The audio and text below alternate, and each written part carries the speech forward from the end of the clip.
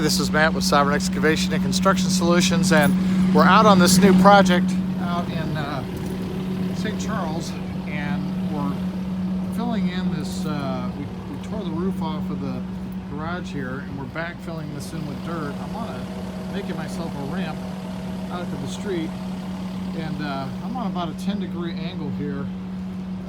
The goal is to build up this ramp to where we can get a flat area right here, and then we're going to have to drill down and get boring samples.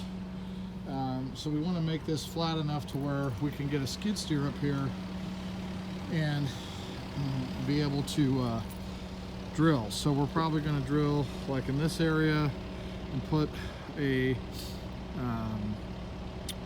big piling in, and then we'll probably put one like in this area here, one in the corner where that flag is, and then another one over here. So got my new lights on my excavator too, working pretty good. Put those LED lights on there, and we're up here pretty good. We're up at about 12 feet. I'm going to continue to try to dig this out, and we'll put some more fill in here and build this up.